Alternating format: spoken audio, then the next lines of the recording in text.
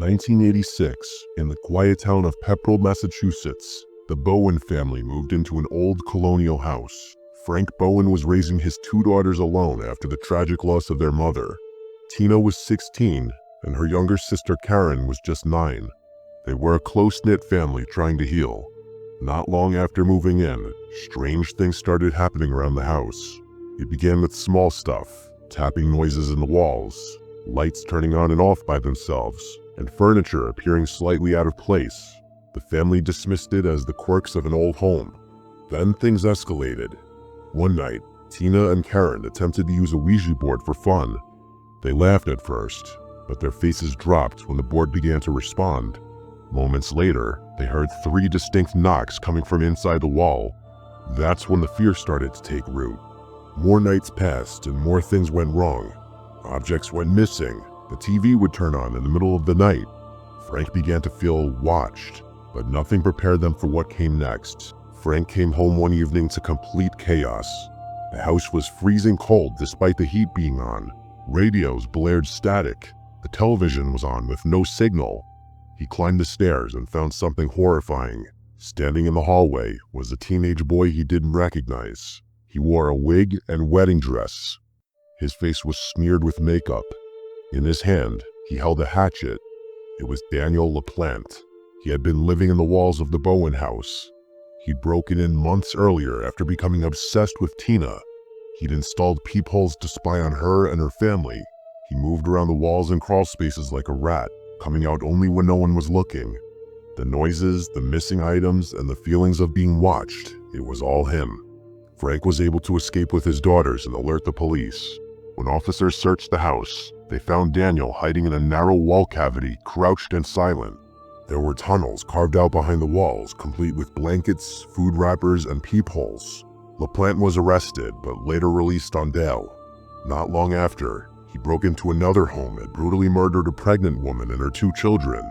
He was later convicted and sentenced to life in prison. The Bowen family never returned to that house. Ohio State in 2013. A group of college students rented a house off campus near Ohio State University. It was an old place but cheap, and 10 people shared it. Like most college rentals, it had quirks: bad wiring, flickering lights, and strange noises. No one thought much of it at first, but one tenant, Brett, started noticing odd things. Cabinets were left open. The fridge seemed emptier than it should be. Lights were turned on that no one remembered using. The basement had a door that was always locked, labeled as a utility closet. The landlord said not to worry about it. Then one night, Brett went down to reset the breaker after a power surge. When he turned the corner, he saw a man walking out of the basement. The man was barefoot and calm, like he belonged there.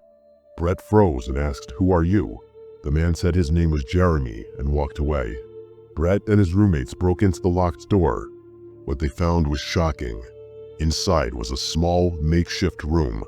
A mattress, personal photos, books, a guitar. Jeremy had been living in there, undetected, for weeks, maybe even longer. He ate their food, used their bathroom, and moved quietly to avoid being found. Turns out, Jeremy had a copy of the house key from a previous tenant and had never officially left. He just started living in the basement after everyone thought he was gone. The police were called, but Jeremy didn't resist. He packed up and left. No charges were filed, but the roommates were deeply shaken. After that, no one felt safe in the house again. Not long after Jeremy left, another group of students moved into that same house. They'd heard stories, but assumed it was just an urban legend. Soon enough, they started to experience the same things: missing food, footsteps at night, doors left open. Eventually, one of the roommates ventured into the basement to investigate, and what he found was disturbing. Someone else had moved in, again. Another man, older this time, had quietly taken up residence in the dark corners of the basement.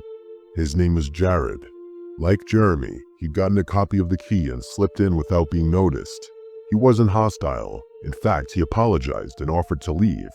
But the idea that he had been there, sleeping beneath them, listening and watching, it left the house in a state of paranoia. The house was never the same. The students started locking every door, adding cameras, and avoiding the basement altogether. They later learned that there was a term for this: frogging, when someone secretly lives in another person's home without them knowing. But for them, it wasn't a story or concepts. It was real, and it changed the rest of their living experience in the house. This story was sent to me by a girl named Ashley. She lives alone in a small one-bedroom house outside Spokane, Washington. She moved in last winter. The place is old but charming, quiet street and decent size. Her friends warned her about living alone in a house that backed up the thick woods, but she liked the privacy. At first, everything was fine. She settled in, decorated, and worked from home as a freelance graphic designer. Weeks went by without incident until mid-February. It started small and unnoticeable, the kind of things you'd shrug off. A spoon in the sink when she swore she had cleaned it. Her shampoo bottle moved slightly, lights flickering once or twice. She thought maybe she was just tired, maybe she was slipping. Then she started hearing things. At night, while watching TV in bed, she'd hear soft tapping in the walls. It wasn't mice. It was slow and rhythmic, almost like knuckles. At first, she assumed it was old pipes or maybe the wood settling, but the tapping would happen after midnight, sometimes right after she turned off the TV, like it was waiting. A few nights later, she heard something new, scraping, coming from the air vent near the ceiling in her bedroom. It only lasted a second, and then silence. She stood on a chair and shined her phone flashlight into the vents, but saw nothing, just darkness. She didn't think much of it until one day, about 3 weeks after the noises started, when she woke up and found her back door wide open. No signs of forced entry or anything missing. The door was just wide open, like someone had left in a hurry, or entered quietly. She called the police, and they looked around and said the lock may have malfunctioned. They advised her to get a new one. She replaced all the locks that day, but something still felt wrong. That night, as she was lying in bed, she heard the scraping again, then footsteps. Not in the livable space of her house, but above her, in the crawl space between the ceiling and the roof. It stopped as soon as she grabbed her phone. She didn't sleep that night, and the next morning, she climbed into the attic through the hallway panel. It was mostly insulation, dead bugs, and old boards. But in one far corner, she found something that didn't belong. A plastic water bottle, an empty granola wrapper, and the unmistakable shape of a rolled-up sleeping bag. Someone had been living up there. She bolted, called the police, and refused to go back in. This time, the officers did a full sweep, and they found him. The man was hiding inside the wall cavity behind her bedroom closet. He had built himself a narrow tunnel, accessed through a loose panel behind the furnace in the laundry room. There was a small camp light, bags of food, and a pile of clothes. They said it looked like he'd been there for weeks, at least a month. He had cut a small peephole through the drywall, covered by a vent grate. From there, he had a perfect view of her bed. He watched her sleep every night. They arrested him, but he had no ID and no explanation, just some random drifter, likely homeless. But they think he had been watching her even before she moved in. There were scuff marks in the crawl space, like he'd been using it long before she noticed anything wrong. Ashley moved out that same week. The landlord tried to patch up the walls and make the place feel new again, but apparently no one wanted to rent it. The idea that someone could live just inches away from you in the walls, in the dark, is enough to make anyone's skin crawl. Ashley says according to the neighbors, a young couple moved into the house a few months later, and they quickly moved out within under a month. They never got an explanation why. As far as she knows, the house sits vacant today. The case of Theodore Coneys in Denver, Colorado, 1941. Philip Peters was a 73-year-old retired railroad auditor who lived alone while his wife recovered in the hospital. He was known to be polite and quiet, a man of strict routines and old-world values. His home was a small Victorian structure built decades earlier with tight eaves and an attic space that most would consider uninhabitable. Peters had lived in that house for decades, and he knew its creaks, drafts, and shifting shadows. But what he didn't know was that someone else was learning those things too. Someone who had been living right above his head. Theodore Coneys, a local man in his early 60s, had once been acquainted with Peters.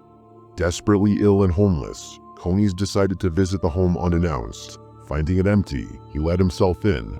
When he saw that the attic had a small crawl space barely large enough for a grown man to squeeze into, he made a decision that would define his life, and also end another's. Coneys lived in the attic for weeks, maybe longer, without ever being seen. He crept down only when he was certain Peters was out. stealing small amounts of food, water, and newspapers. He left little evidence of his presence, except for odd creaks and faint footsteps Peters chalked up to the old bones of the house. But one night, everything changed. Peters came home early from a hospital visit and heard movement upstairs. Investigating, he climbed the staircase and was met by Conies, who was emerging from the attic hatch. Startled and desperate, Conies attacked Peter with an old iron stove shaker. He beat him to death and disappeared back into the attic. When police arrived, they were at a loss. There was no forced entry, no missing valuables. The doors were locked from the inside. They called it the ghost house murder. The case went cold for months. Meanwhile, Conies stayed in the attic, living feet above the place he'd turned into a crime scene. Eventually, neighbors saw signs of movement in a supposedly abandoned home. The police were called again. When they heard a noise above, they climbed into the attic. There, in a cramped blackened crawl space, they found Conies. He was filthy, emaciated, and seemed like he'd gone insane. He'd been living in the walls of that house for over 5 weeks after the murder, surviving off stored food and tap water, emerging only to pace and stare through the ventilation grates. He confessed on the spot. The press dubbed him the Denver Spider-Man, and he was sentenced to life in prison. The house was never occupied again. South Carolina, 2012. A woman living with her 5 children began to notice strange things around the house. She had just ended a long and rocky relationship with a man who had a history of erratic behavior, including multiple stints in jail. But she had moved on and tried to rebuild her life, focusing on her kids and her home. One night, as she lay in bed, she noticed something odd. Nails from the ceiling began to push downward. It looked as if someone were trying to remove them from above. She heard scratching and faint thumps, and what she thought was whispering. She dismissed it at first as stress or imagination, but then things escalated.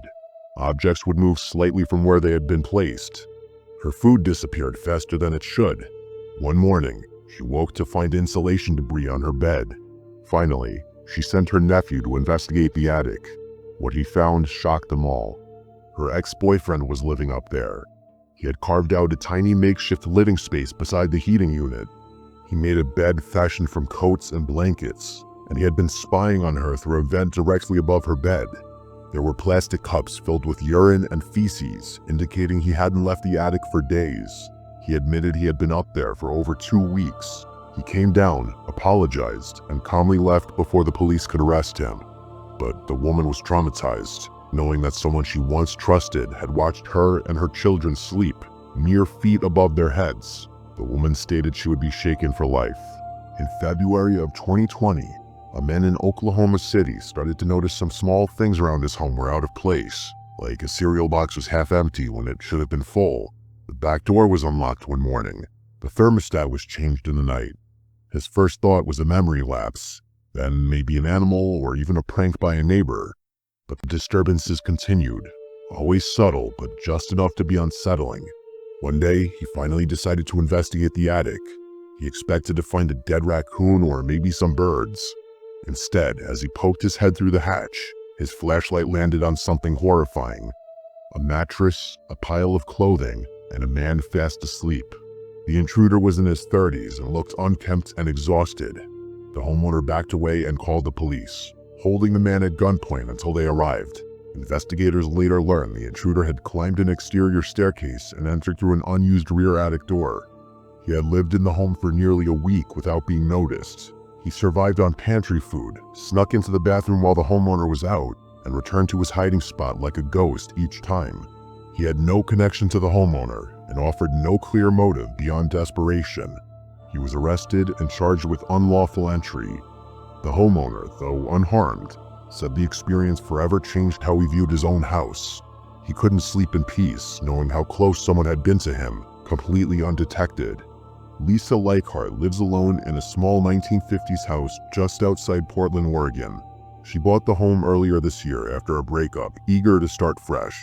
It wasn't perfect. It creaked in the wind and the pipes groaned sometimes, but it was quiet and cozy, and it was just enough space for her and her dog. At first, she loved the solitude, but about 2 months in, something started to feel off.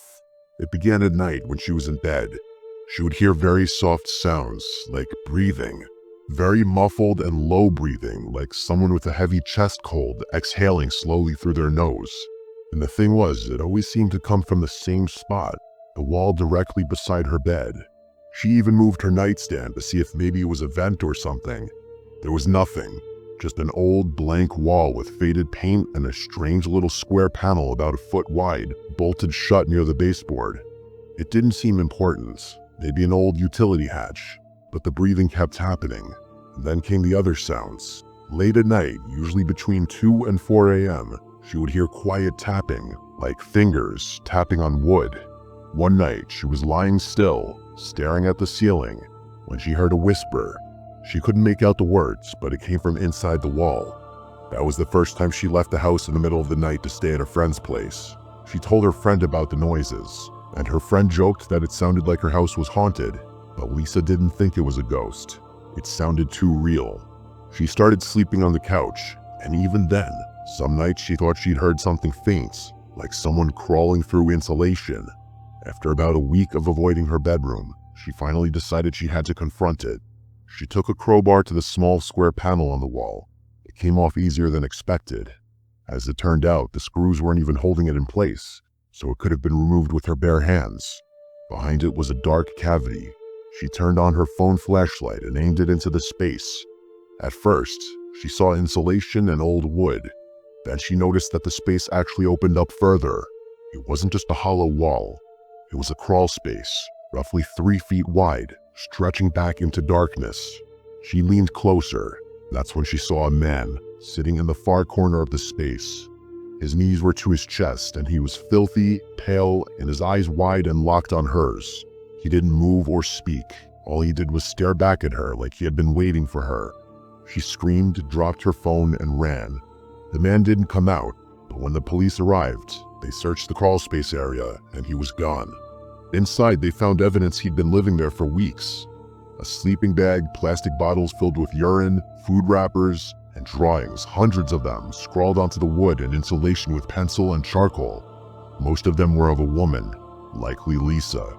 The man had accessed the crawl space through a forgotten storage hatch in the basement utility closet. It led up behind the walls of her bedroom, directly to the spot where the breathing had come from.